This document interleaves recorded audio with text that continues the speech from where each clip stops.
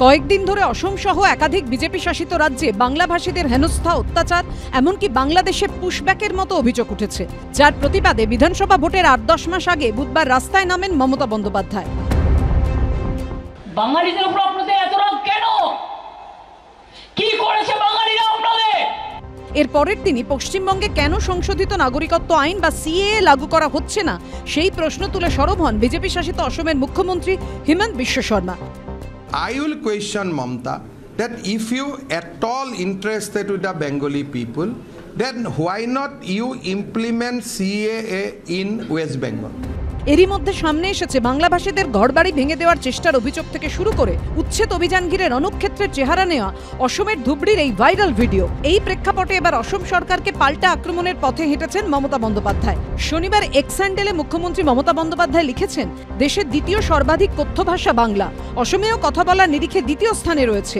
সব ভাষা ও ধর্মকে সম্মান জানিয়ে শান্তিপূর্ণভাবে সকলের সঙ্গে থাকতে চাওয়া নাগরিকদের তাদের মাতৃভাষা তুলে ধরার জন্য নির্যাতনের হুমকি দেওয়া বৈষম্যমূলক এবং অসাংবিধানিক।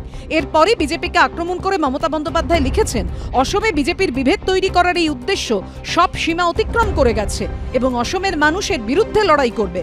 কিছুক্ষণের মধ্যেই মমতা বন্দ্যোপাধ্যায়ের পোস্টকে রিপোস্ট করেন হিমন্ত বিশ্ব শর্মা। তিনি পাল্টা লেখেন, দিদি আপনাকে মনে করিয়ে দিই, অসমে আমরা আমাদের নিজেদের লোকেদের সঙ্গে লড়াই করছি না, আমরা নির্ভীকভাবে সীমান্ত পেরিয়ে ঢুকে পড়া মুসলিম অনুপ্রবেশের বিরুদ্ধে প্রতিরোধ করছি। এরপরই পশ্চিমবঙ্গের তৃণমূল সরকারকে আক্রমণ করেছেন অসমের মুখ্যমন্ত্রী। লিখেছেন, আমরা যখন অসমের পরিচয় রক্ষার জন্য দৃঢ়ভাবে কাজ করছি, তখন দিদি আপনি বাংলার ভবিষ্যৎ নিয়ে আপোষ করছেন, একটা নির্দিষ্ট সম্প্রদায়ের অবৈধ দখলদারিকে উৎসাহিত করছেন। Question is whether Mamta Banerjee like Bengali or she like only Muslim Bengali. That is the question. In my answer, Mamta Banerjee like only Muslim Bengali.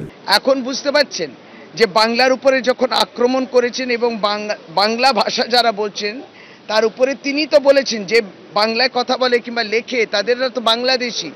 এখন মনে হলো যে আরে কি বলে ফেললাম, আর এটা নিয়ে যখন প্রতিবাদ হচ্ছে স্টেটমেন্টটা তো রিভার্ট করবে না, সেই সাহস তার নেই, সেটাকে আবার ঘুরিয়ে ফিরিয়ে অন্যরকম মোড়কে সাজাচ্ছে। শুক্রবার রাজ্যে এসে অনুপ্রবেশ ইস্যুতে কড়া বার্তা দিয়ে গেছেন প্রধানমন্ত্রী। टीएमसी अब उनके समर्थन में खुलकर उतर आई है।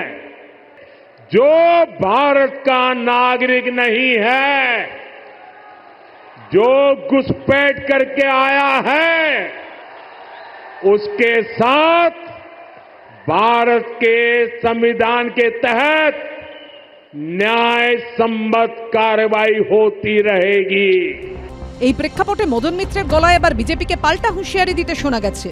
যেদিন একটা বাঙালির গায়ে বাংলাদেশি তকমা দিয়ে হাত পড়বে, সেদিন কিন্তু বিজেপির ওই হাতের মুঠো কেমন করে মুছড়ে ভেঙে দিতে হয় তার জন্য তৃণমূলের কর্মীরা তৈরি আছে। মদন বাবুকে বলবো যে 5টা রোহিঙ্গা নিয়ে ওনার বাড়িতে 1 মাস রেখে দেখুন, এতই যদি ওনার রোহিঙ্গাদের প্রতি প্রীতি হতে পারে, প্রীতি থাকতে পারে।